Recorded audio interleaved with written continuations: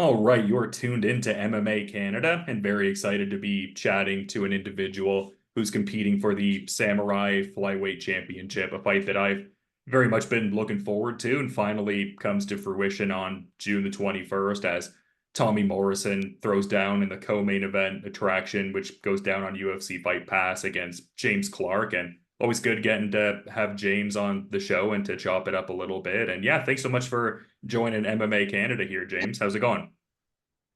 Great. And I just had to stand up there. I had to put the timer on, just make sure how long I'm doing my rounds for. But yeah, no, everything's been phenomenal, Dylan. I appreciate you having me on.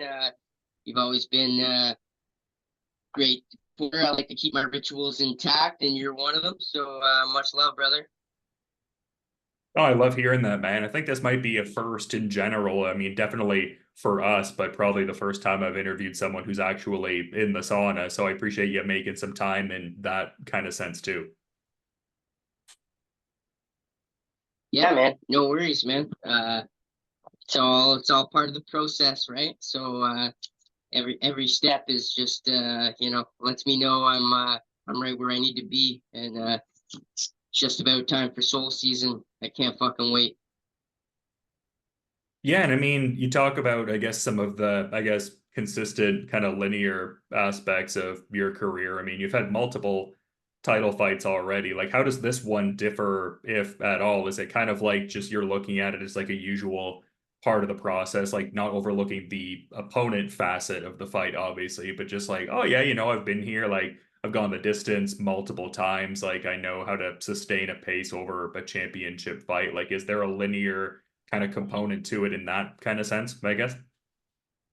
Yeah, like my confidence has definitely been at an all-time high in this fight. I always see myself as a favorite, even when a lot of people counted me out in most fights and called me the underdog. But I think that's always something a true fighter has to have is, anything can happen in a fight, and that's just one of the things that makes you go the extra mile in camp, right? But yeah, like me and Tommy, we've sparred before couple of years ago, and things people change. Like I changed almost overnight after I quit smoking cigarettes back in the day. So, and I've been, but this shit's a roller coaster, man. It's up and down, and like that one fighter, I forget his name, Nathan something or whatever, but he's like, this shit's like dating the neighborhood whore, fucking she ain't ever gonna love you. I love that shit. That's me, man. I'm a fucking I'm a character, right? I wear my heart on my sleeve, and I show it every time I get in that cage. So like that's what keeps me going back is just, there's nothing more addicting than a line of fight, right? And I've had some long layovers in the past. Obviously, I talked to you through most of my fights and stuff, but before that Aaron Lafarge fight, that's when I actually trained with Tommy. I was dealing with a broken wrist, and it was a long layoff, and there was lots of ups and downs, and but even when I was 1-3, it's just I always knew I'm in this for the long run, and quitting's never been my forte. So I'm just super grateful for the opportunity, and I fought on UFC Fight Pass 5 or 6 times. I fought, like you said, I fought for belts. I got 4 belts, and I haven't lost a title fight as a pro yet. So yeah, but I've never done both together. And it doesn't matter who you are or what you say, like, especially if you're on a winning streak, every fight's going to be your biggest fight. And yeah, I look forward to showing everybody what I'm capable of, and, you know, proving the doubters wrong, and proving my supporters right.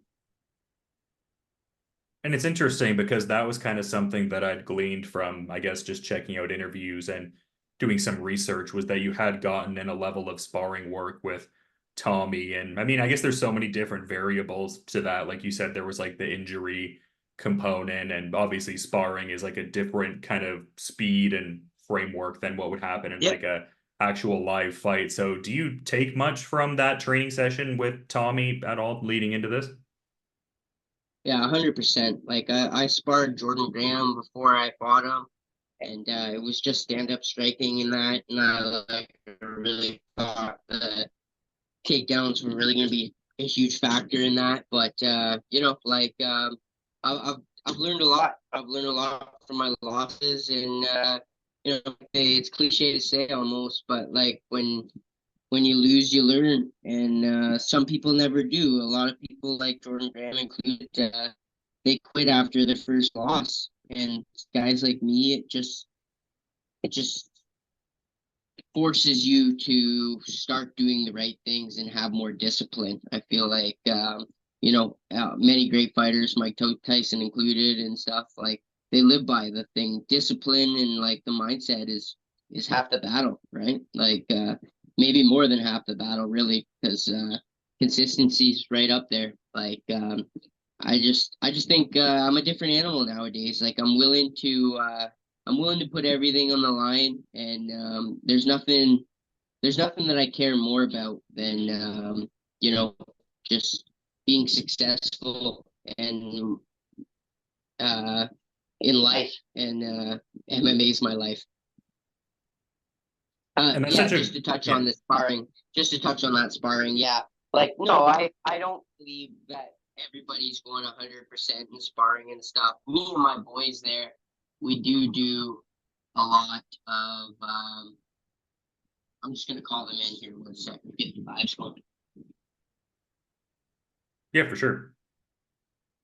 But yeah, we get the vibes flowing in here. But they're probably just giving me and you some alone time to do this podcast. But they're already suited up.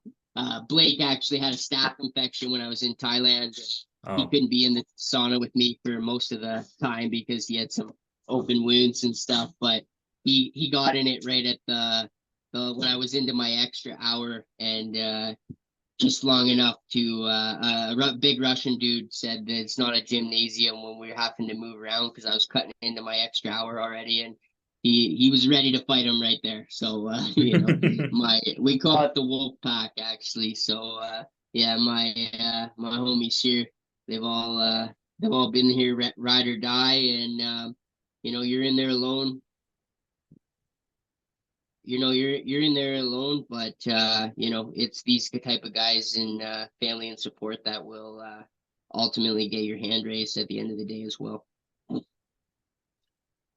Yeah, and I feel like that's always been such like a key part of your general approach. Like obviously your individual pursuit is noticeable, but just like the training partners you surround yourself with and just like the, kinship you have with like Gord with the strength and conditioning and Yeah, Justin Bruckman, like you've game. just really hit Yeah, that core nucleus the whole time, it seems like.